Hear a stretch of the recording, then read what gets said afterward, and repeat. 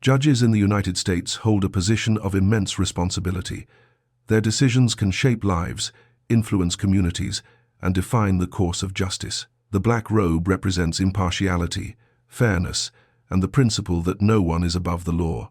Yet, in rare and troubling cases, some judges have betrayed that trust. Instead of upholding the law, they used their authority for personal gain, engaged in bribery, or manipulated outcomes to benefit themselves or others. These are not allegations. Each case led to formal charges, prosecution, and imprisonment.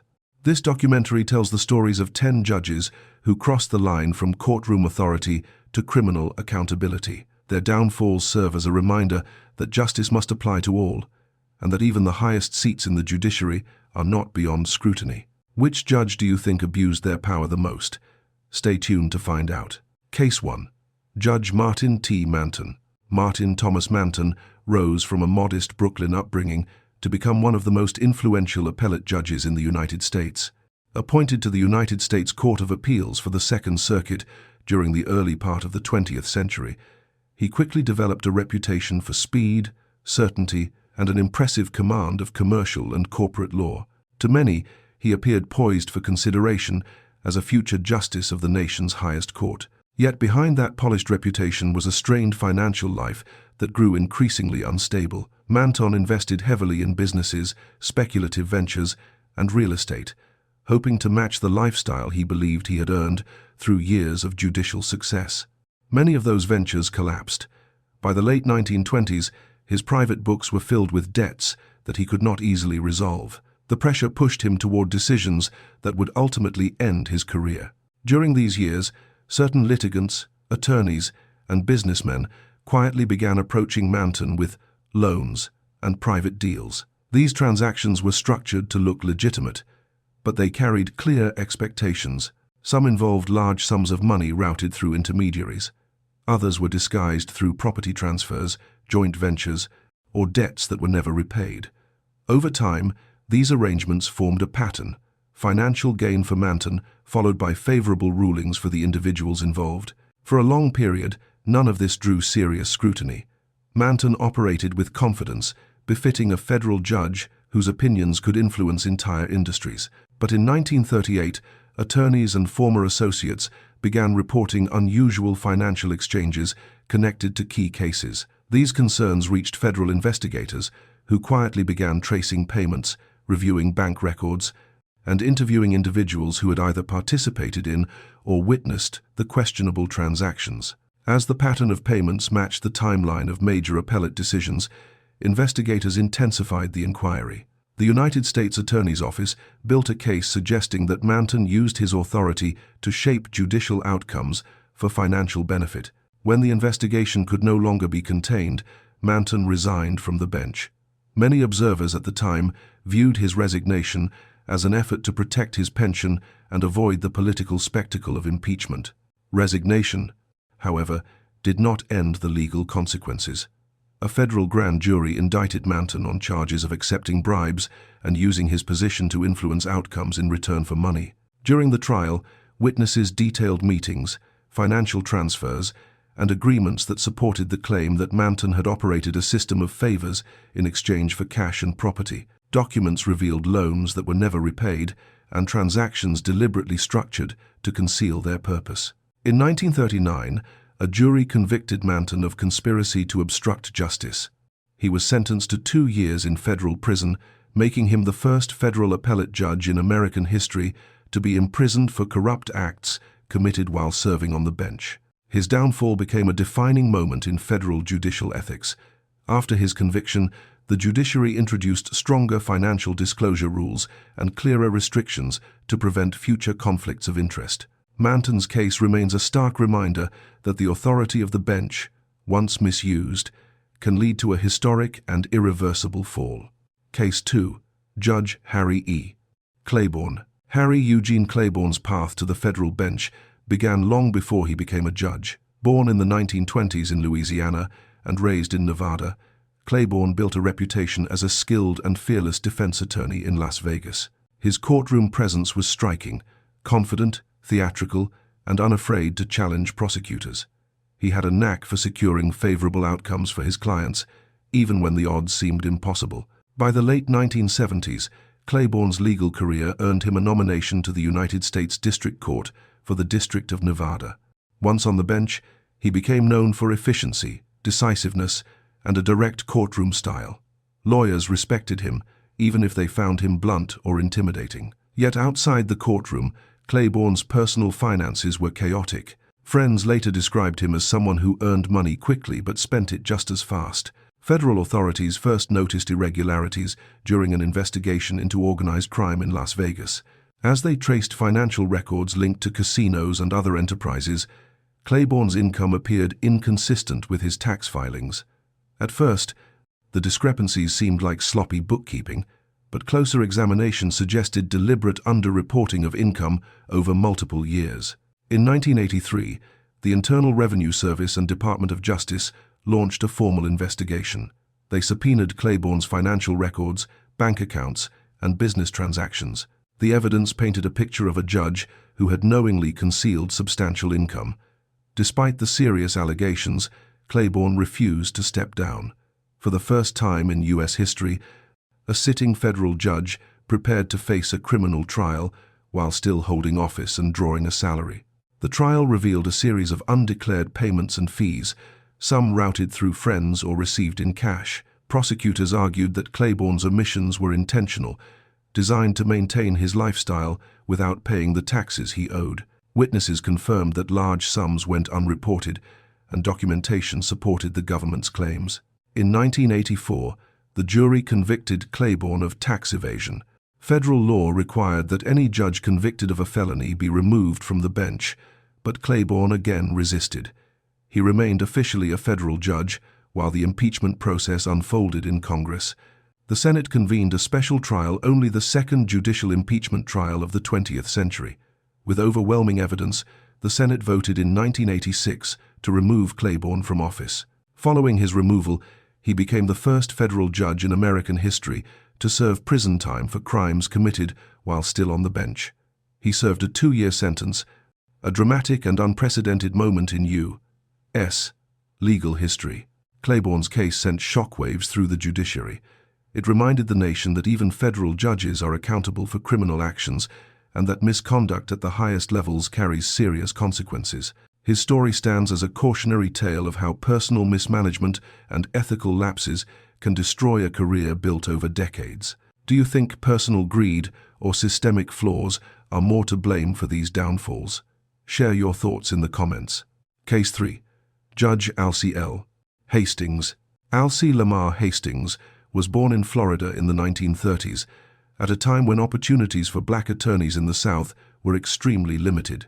Despite the barriers, Hastings pursued a legal career with determination, gradually building a reputation as a skilled and fearless lawyer, often handling civil rights-related cases that others avoided. His intelligence, confidence, and commitment to justice made him a standout figure in the legal community. In 1979, President Jimmy Carter appointed Hastings to the United States District Court for the Southern District of Florida, making him one of the few black federal judges in the country at that time. His appointment was widely celebrated, and many saw him as a symbol of progress in the judiciary. On the bench, Hastings was respected for his legal knowledge and decisiveness, yet behind the public image, a pattern of questionable behavior was beginning to surface. The trouble began with a man named William Borders, a longtime friend of Hastings and a Washington attorney. Borders became involved in a bribery scheme with 2 convicted racketeers, offering to secure a reduced sentence for them in exchange for $150,000. The scheme caught the attention of federal investigators who were monitoring the situation closely. The FBI documented the exchange, including a down payment of $25,000 delivered in a briefcase. Shortly afterward, Hastings issued a judicial order, returning more than $800,000 in assets to the racketeers, raising suspicions about his involvement.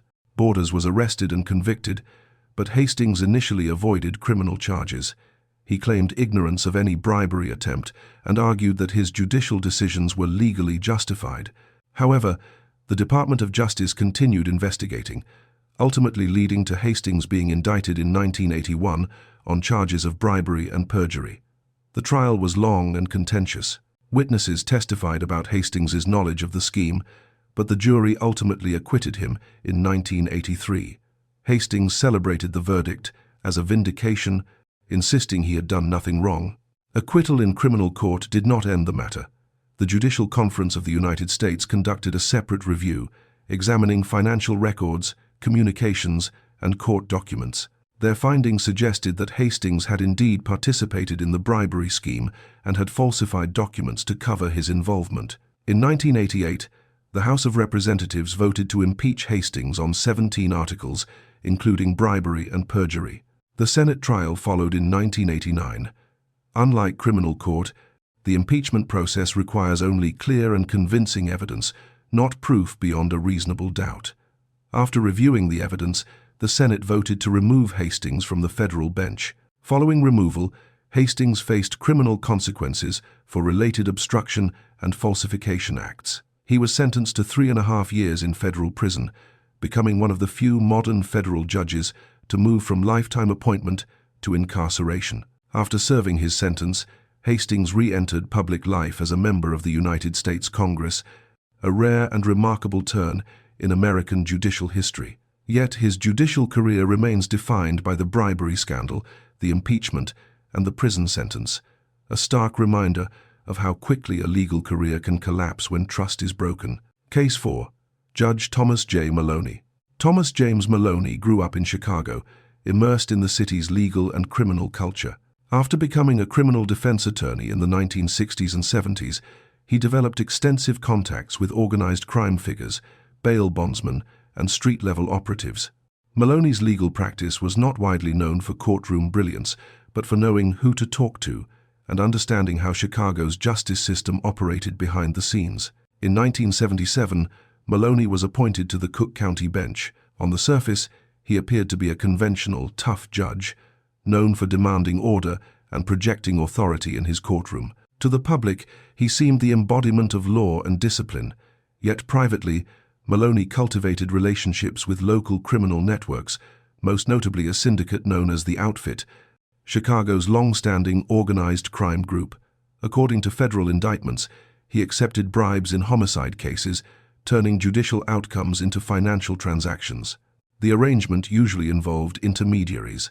Families of defendants or their lawyers would deliver cash to middlemen, who then passed the funds to Maloney. In return, the judge would issue favorable rulings, reduce charges, or secure acquittals in bench trials. Patterns emerged over time.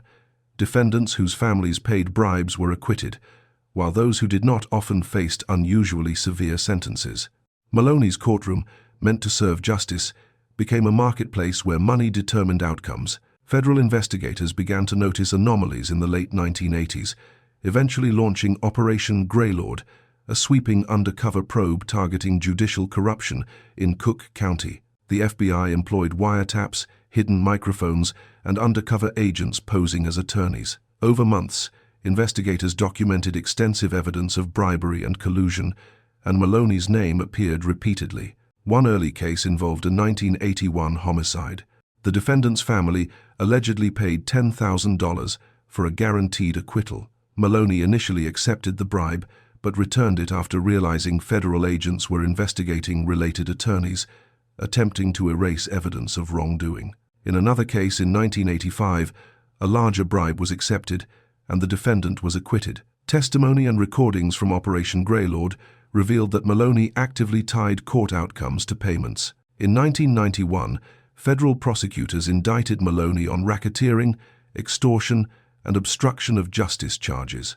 During the trial, cooperating attorneys, former associates, and FBI agents provided detailed accounts of bribery negotiations, transactions, and outcomes. The evidence was extensive. Paper trails, taped conversations, and corroborated witness testimony painted a clear picture of systematic corruption. Maloney denied all charges, claiming witnesses had motives to lie and that prosecutors misinterpreted his rulings.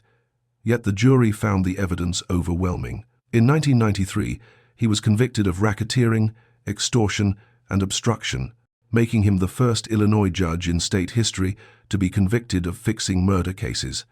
The court sentenced him to 15 years and 9 months in federal prison. Maloney's downfall marked a turning point in public awareness of judicial corruption. Several homicide cases he presided over were later reviewed due to concerns about tainted acquittals.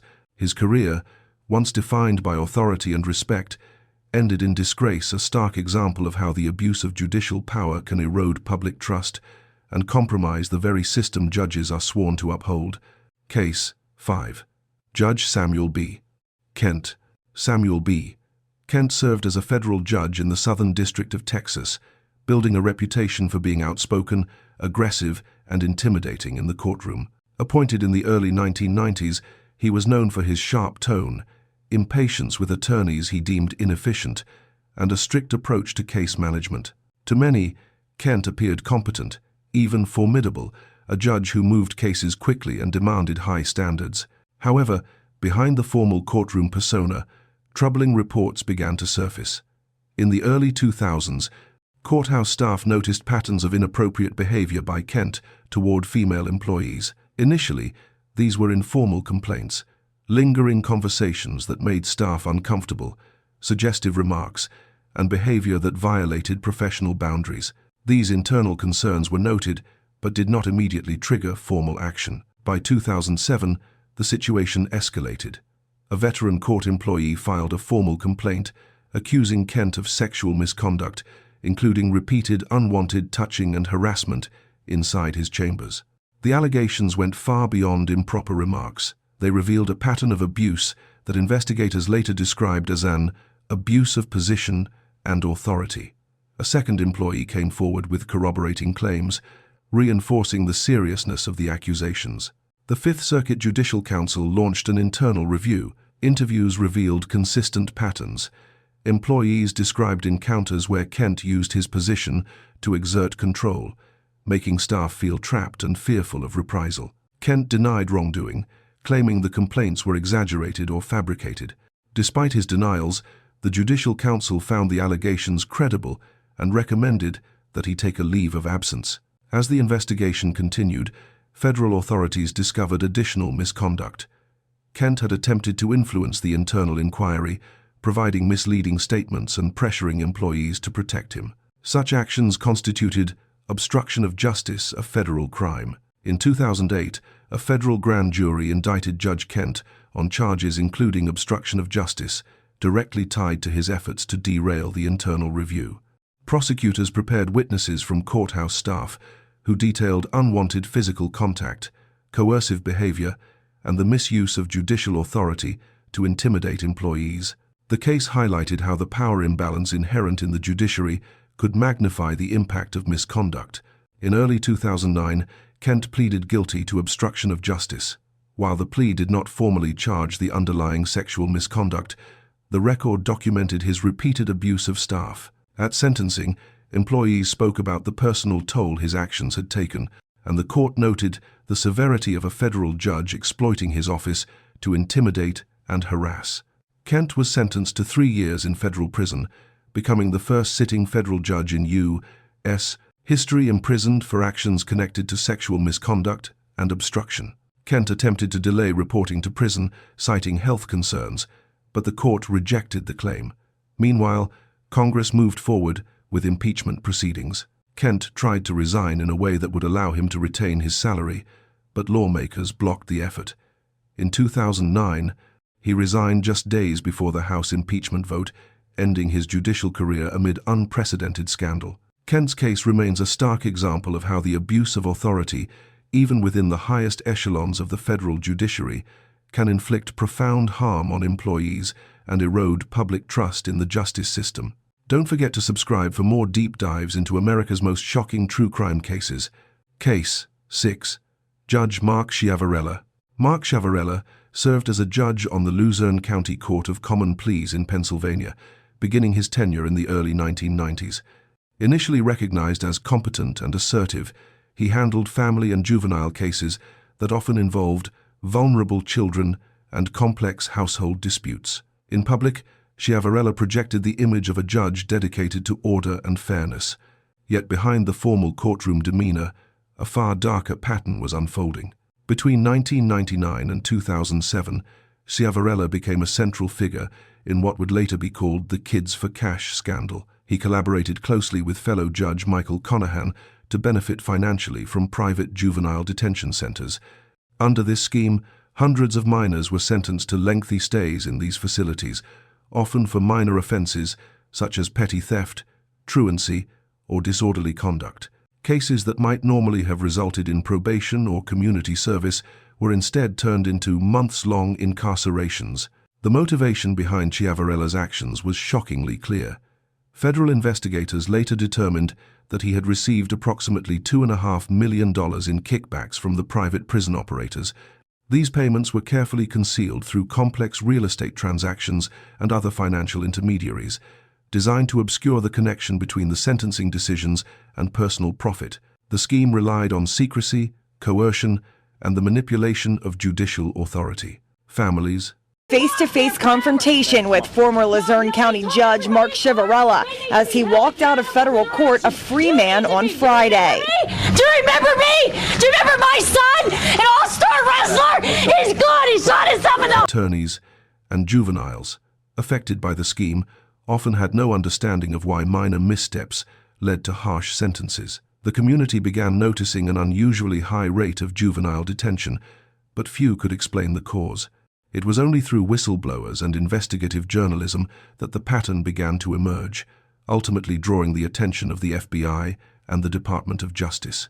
The federal investigation meticulously examined court records, sentencing patterns, financial documents, and personal communications. Evidence demonstrated a direct link between Chiavarella's rulings and the payments he received. Court transcripts revealed repeated instances where minors were sent to private detention facilities despite minimal or first-time offenses, illustrating the systemic abuse of judicial power.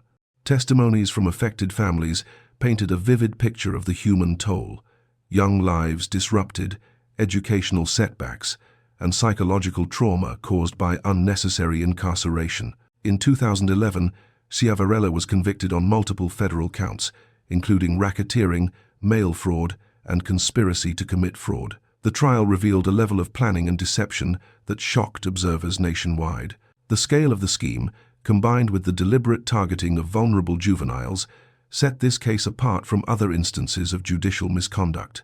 Chiavarella was sentenced to 28 years in federal prison, one of the longest terms ever imposed on a U.S. judge. His imprisonment marked the end of a judicial career that had once carried authority and respect, replaced by infamy and accountability. The fallout prompted legislative reforms in Pennsylvania and across the United States, including stricter oversight of juvenile courts, mandatory transparency in sentencing practices, and enhanced protection for minors in the legal system. The Kids for Cash scandal remains a stark reminder that judicial authority, when abused for personal gain, can devastate the lives of those who have the least power to defend themselves. Case 7. Judge Michael Conahan. Michael Conahan served as a judge on the Luzerne County Court of Common Pleas in Pennsylvania for decades, earning a reputation early in his career for administrative skill and courtroom efficiency. He was respected for overseeing court operations smoothly and handling complex cases with a calm demeanor. On the surface, Conahan seemed the picture of professionalism, a judge who upheld the law and managed the court with precision. Yet beneath this veneer lay a deliberate, calculated scheme that would eventually devastate hundreds of children and families. From 1999 to 2007, Conahan worked in secret collaboration with fellow judge Mark Chiavarella in what became known as the Kids for Cash scandal. The plan was simple but ruthless. Private juvenile detention centers would pay the judges kickbacks in exchange for guaranteed business. The courts would then sentence minors, often for minor offenses like truancy, petty theft, or disorderly conduct, to lengthy stays in these privately run facilities. The more juveniles incarcerated, the more financial gain for the judges. Conahan primarily oversaw the financial and administrative side of the scheme.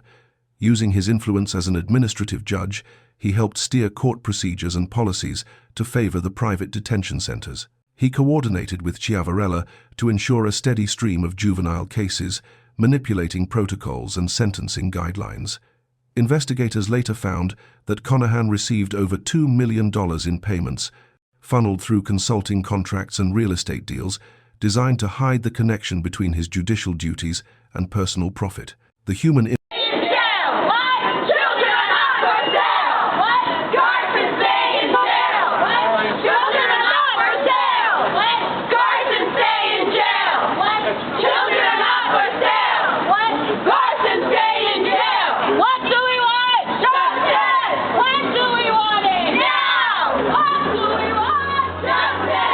impact of the scheme was profound.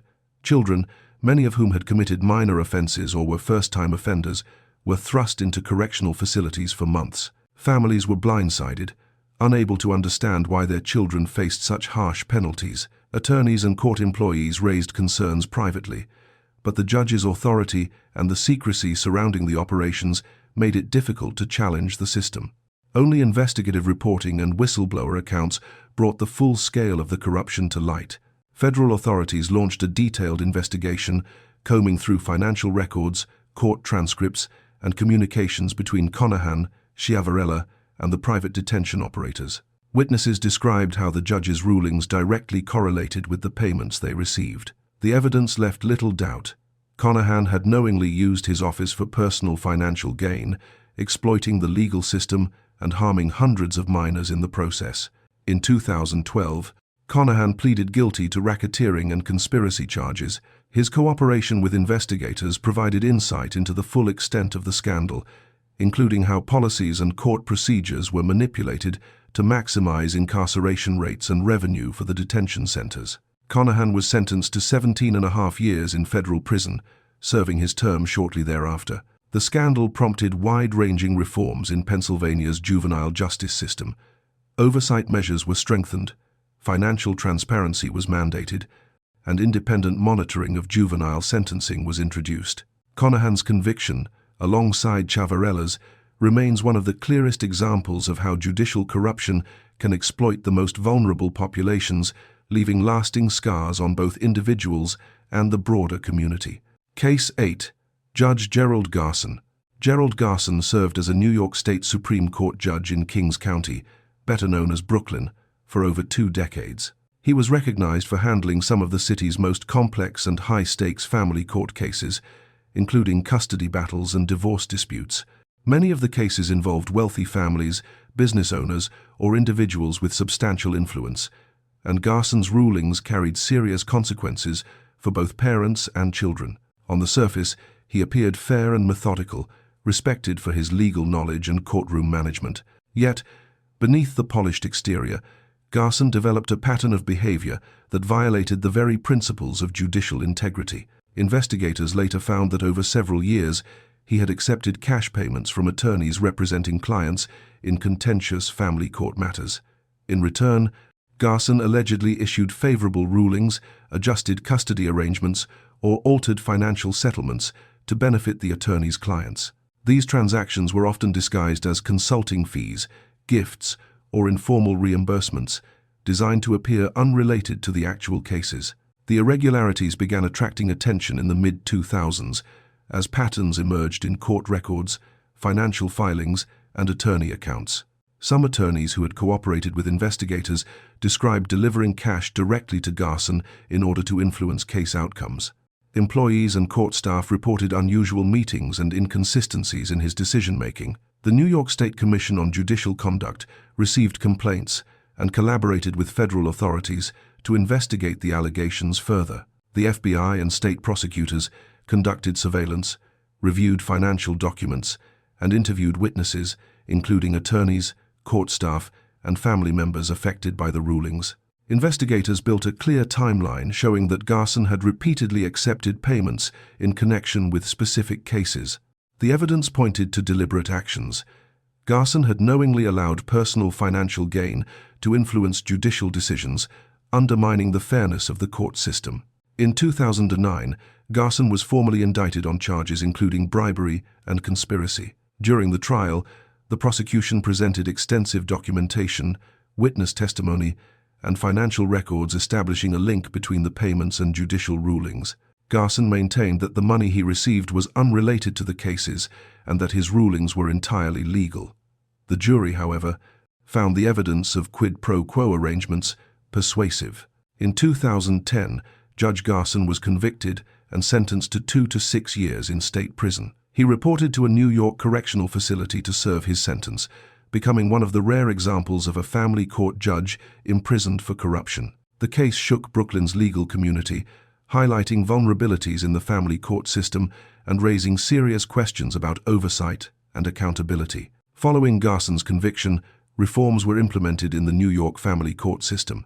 Stricter rules on financial disclosure, enhanced ethics monitoring, and clearer mechanisms for reporting judicial misconduct were introduced. The case remains a cautionary tale of how personal gain and ethical lapses at the bench can profoundly affect families, children, and public trust in the justice system. Case 9. Judge Robert F. Collins. Robert F. Collins served as a United States District Court judge in Louisiana, a position that placed him at the center of both high-profile criminal trials and complex civil disputes. Early in his career, Collins was respected for his legal knowledge, even temperament, and the fairness he showed in the courtroom. Colleagues viewed him as a competent jurist, whose decisions were influential across Louisiana's legal landscape. Yet behind the courtroom doors, Collins became entangled in a scheme that would ultimately destroy his judicial career. In the late 1980s and early 1990s, federal investigators discovered that Collins had accepted cash payments from a defendant involved in a drug smuggling case. In exchange for these payments, the defendant expected lighter sentences and favorable outcomes in court. The bribes were handled personally by Collins, often in his chambers or concealed in hidden compartments within his desk. This pattern of behavior represented a direct betrayal of the public trust and a severe violation of judicial ethics. The FBI launched a thorough investigation into Collins's activities. Agents gathered bank statements, financial records, and court documents, while also conducting surveillance and interviewing intermediaries who had delivered the payments. The evidence painted a clear picture. Collins had used his position to manipulate judicial outcomes for personal gain. Witnesses testified that marked bills had been physically exchanged and that the defendant explicitly relied on Collins to secure a reduced sentence. The pattern extended beyond a single case, suggesting a broader scheme that took advantage of Collins's authority. When charged, Collins maintained that the money was a personal gift and denied any intent to influence his rulings. He argued that his decisions in the drug smuggling case had been lawful and based on legal reasoning alone. However, prosecutors countered with detailed records, eyewitness accounts, and the physical evidence of the bribes, demonstrating a direct link between payments and judicial decisions. The trial revealed the rare but shocking reality that a sitting federal judge could exploit his office for private gain while presiding over cases involving serious criminal activity. In 1991, Robert F. Collins was convicted on charges of bribery, conspiracy, and obstruction of justice. He was sentenced to 6 years and 10 months in federal prison, marking one of the few instances in American history where a sitting federal judge was imprisoned for corruption. Collins reported to a federal facility to serve his sentence, his fall from the bench serving as a sobering example of accountability at the highest levels of the judiciary. Collins's case sent ripples through the legal community. It reinforced the principle that no judicial office is immune from scrutiny and emphasized the importance of oversight mechanisms within the federal court system. Legal scholars often reference his conviction when discussing the vulnerabilities of judicial authority and the need for transparency and ethical compliance. Case 10. Judge Michael B. Maggio. Michael B.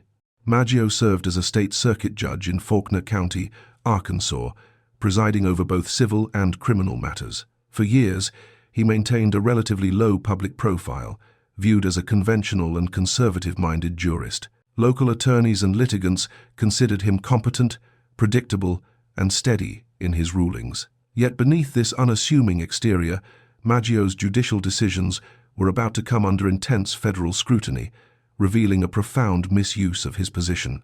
The controversy began in 2013 during a high-stakes civil case involving a nursing home. A long-term resident had died following an incident at the facility, and the family pursued legal action, ultimately securing a multi-million-dollar jury verdict. The ruling placed the nursing home owner under significant financial and legal pressure, with appeals looming. Around the same period, Maggio was reportedly seeking support for a potential appellate court campaign. Investigators later uncovered that political donors connected to the nursing home ownership began channeling contributions to Maggio's campaign shortly after the case's resolution. Federal authorities identified troubling patterns in the timing and nature of these contributions. Soon after the donations were arranged, Maggio reduced the original nursing home judgment by millions of dollars. The sequence of events, combined with communications between the judge, campaign donors, and intermediaries, raised serious questions about whether his ruling had been influenced by financial considerations rather than legal principles. Investigators determined that Maggio had engaged in a classic quid pro quo arrangement.